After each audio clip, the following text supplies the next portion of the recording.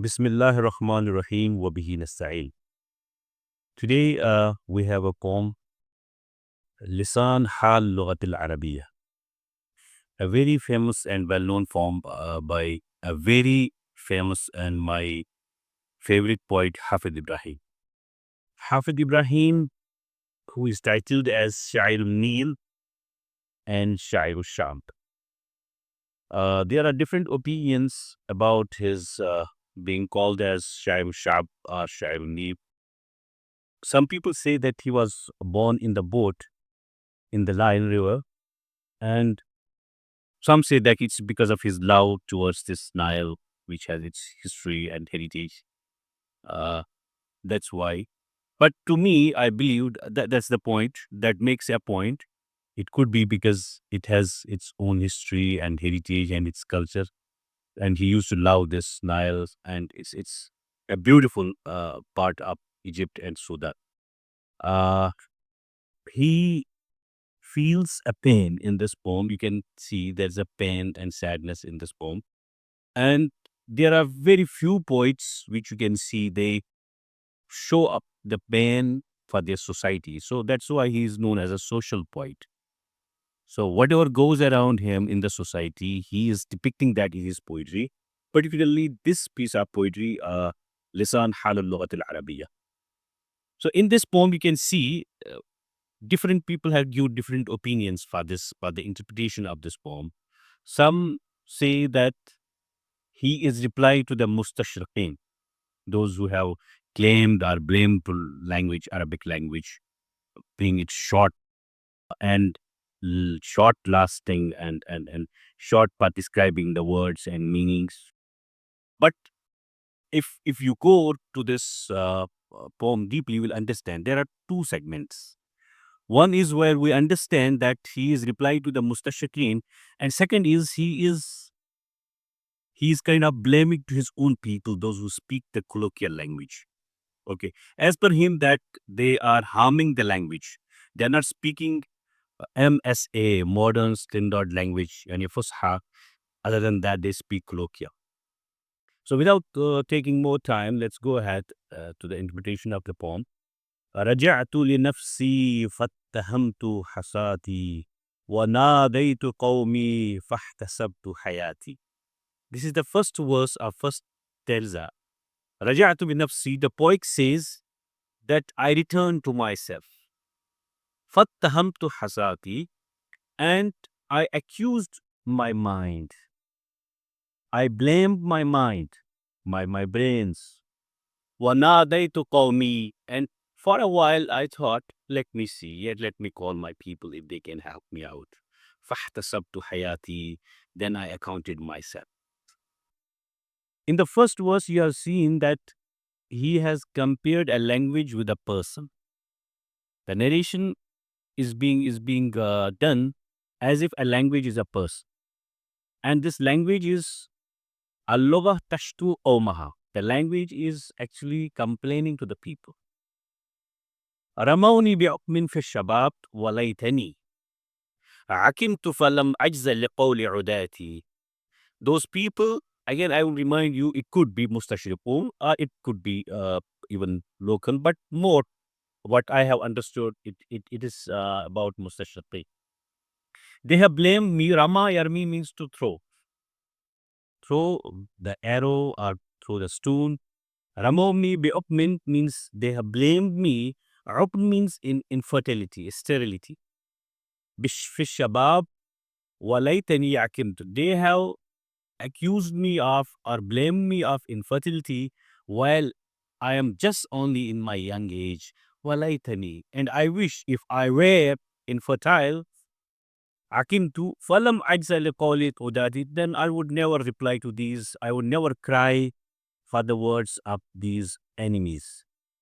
Aduwun is a word used for enemy, but sometimes we use the word adin, jama'udat, that is also used for the word enemy. So, akimtu falam ajza liqawli udati, I wish if I were infertile, then I would never cry for the words of these enemies. ولدت ولما لم أجد لعرائسي رجالا وأكفاء وأدت بناتي. I give birth to the beautiful brides, and I didn't find any men who are competent, who are capable, who are equivalent to these beautiful ladies. Then what I did? وَأَتُّ بَنَاتِي, and I buried my daughters or my these brides. So this is an anger we can see. The Arabic language, or in a way, Hafiz Ibrahim is angry to his people. Let's come to next stanza. وَسِعْتُ كِتَابَ اللَّهِ لَفْظًا وَغَايَةً. It's the power of Arabic language is being mentioned now. The quwwah of Arabic language. Arabic language is saying, وَسِعْتُ كِتَابَ اللَّهِ. I have been wide enough, big enough in elaborating the message of Allah, the book of Allah, lahdan wa ghayatan, in its words and its meanings also. Means I never fell short in describing the book of Allah. And it is actually the miracle. It's actually the beauty of Arabic language. The message of Allah, the book of Allah, is only interpreted, or like it's only revealed in the Arabic language. So Arabic language is highly speaking about itself in this verse, that if I could convey a message of Allah, then why, how come I am too short to describe the latest words, terminologies, techniques. You can see in the next verse. وَمَا ذِكْتُ عَنْ آئٍ بِهِ وَعِذَاتِ. I have never fell short in describing any ayah. Ayin means ayah, the verse of Allah subhanahu wa ta'ala, وَعِذَاتِ, and the message given in the Quran. فَكَيْفَ أَضِيقُ. How can I be narrow, or fall short today in describing any kind of the instrument, or the words. You can see nowadays we are living in digital world. We are living in AI. So every day is a new day. Every day we have new words. Okay, so I have words for these terminologies. Like we have login, log out, icon. Then we have passwords. We have social media. Different terminologies are used. So Arabic language has a big mouth to adopt the words and to name.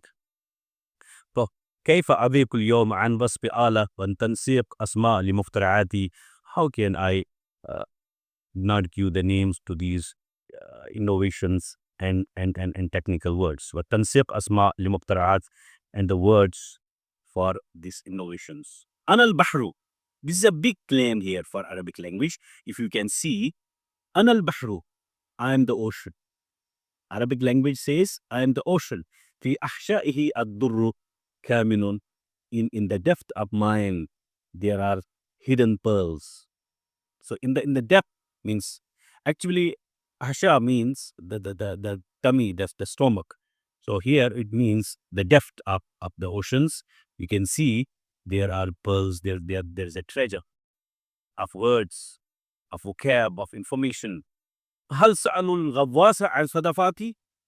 Did they ever ask the divers, those who are diving very deep into the seas and oceans? Did they ask them about me? If they would have asked, they would come to know. If they had asked, they would come to know about the depth of mine. فيا ويحكم أبلى وتبلى محاسني ومنكم وإن عز الدواء ساتي. I feel pity on you, and may Allah do good to you. So ويحكم, actually English language is too short to describe the meaning of this phrase actually. So I have tried, like, the way I feel pity on you, or I seek mercy for you from Allah Almighty. May Allah do good to you, kind of a thing. Abla wa tabla, I will die. Wa tabla, and mahasini, and my goodness will also go. If condition is وَمِنْكُمْ وَإِنْ عَزَّ الدَّوَاءُ سَاتِي, among you there are doctors, and if their treatment will not have. The treatment is, if you will not fight for this, fight for me language, if you will not stand up on your feet and speak it and promote it, then I will die. Here it's a message she is giving to its people, that you have to stand up for me, and so you can help me and support me and keep me alive.